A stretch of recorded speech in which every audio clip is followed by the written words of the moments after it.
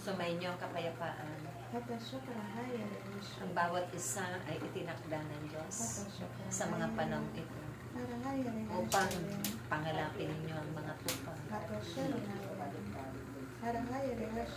sa mga panahon na kayo'y naroon sa pagkayod sa iba't ibang sulok ng sanglibutan upang sila man ay maidala ninyo sa banal na paanan ng Diyos. Ang Diyos ang nagtatakda ng mga bagay na ito. Kung kaya't huwag ninyong pagtakahan bakit nagaganap ang mga himalang ito at hiwaga sa inyong komunidad. Dahil sa pamamagitan ng kanyang pamamahal, ipakikita niya sa kanyang mga lilipan na siya nga ang Diyos na hindi nagbabago noon magpaagap sa mundo. Siya ang Diyos na narapat sundin at tukdin ang kanyang kalooban.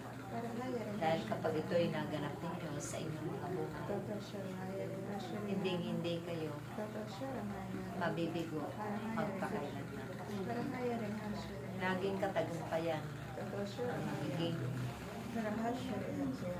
kalagayan at matatanggap ninyong lahat.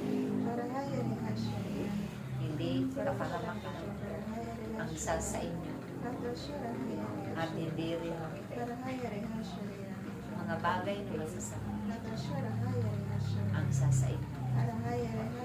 Kaya tatandaan ninyo lagi ang kanyang mga anak at pag nilaya ninyo lagi. Kung ito ba ay makatutulong sa inyong mga ihahayag at ipapahayag sa inyong mga kapwa. Kung ito ba ay marami pagagalingin ng mga kaluluwa upang sila man ay magkamit ng kalakasan. Hindi lamang sa kanilang pampisikal na katauhan, hindi maging ang kanilang kaluluwa at espiritu ay magkakamit ng paglago sa kanilang mga pananampalataya. Naway aking mga anak, hindi kayo makontento sa isang tungkulin na nararapat din lagi pag-aralan. Humingi kayo lagi ng gabay at patnubay ng mga nakakatanda sa iglesia.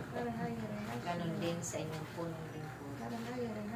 Kung ano man ang mga iba't ibang bagay nararapat pa ninyong matutunan upang kung may mga kapwa kayo na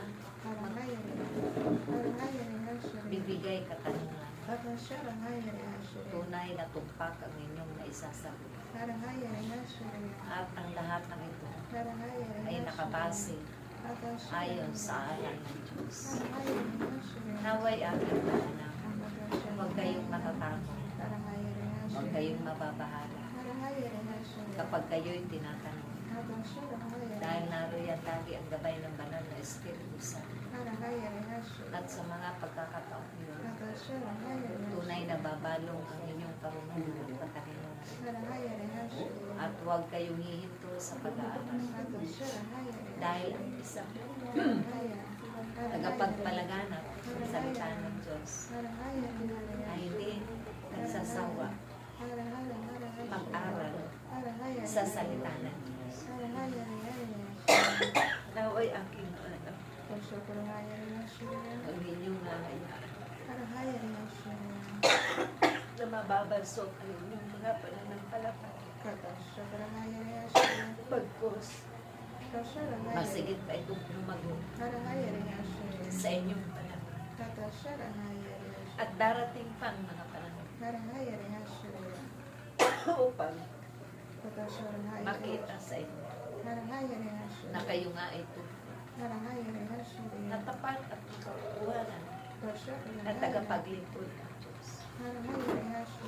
Dahil ang lahat ng katotohanan ang siyang pinapatutuon at sinasabi sa kanila na Diyos na buhay na. Ang inyong Diyos na pinaglilingkuran. Diyos na totoo. Magpakailan. Kaya aking mga anak, lagi kayong magbasa ng banal na upang madaragdagan pa ang inyong mga kaalaman.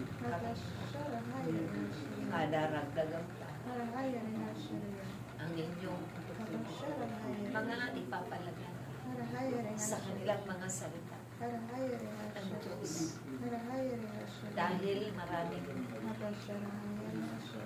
paruroonan kayo ng mga lugar upang itakda muli kayo ng Diyos na magkatipon sa lugar.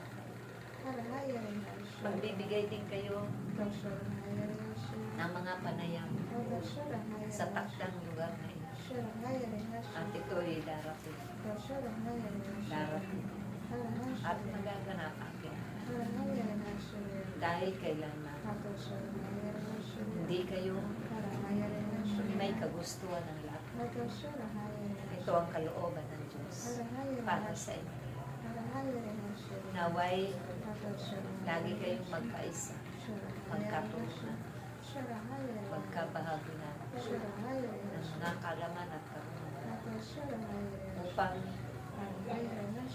kayo man ay tawagin nila na isang tagapagpalagana ng salita ng Diyos. At